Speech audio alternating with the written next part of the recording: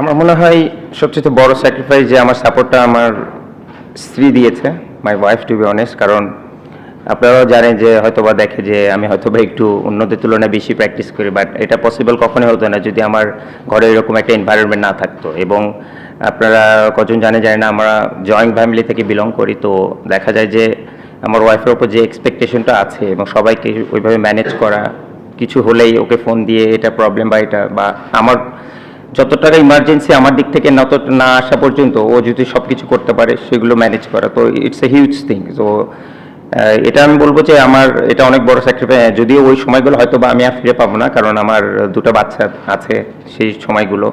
তারপরে ধরেন রাতে স্বাভাবিক ছোট বাচ্চারা সারা রাত ঘুমায় না, but I didn't had a one single sleepless night to be honest.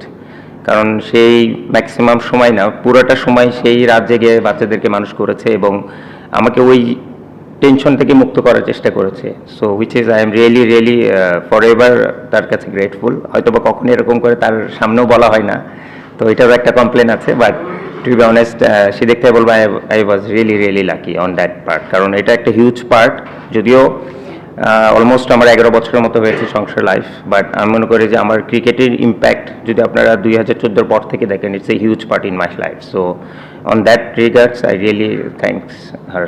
সব ধরনের খেলার খবর পেতে সাবস্ক্রাইব করুন, সঙ্গে থাকুন খেলার পাতার।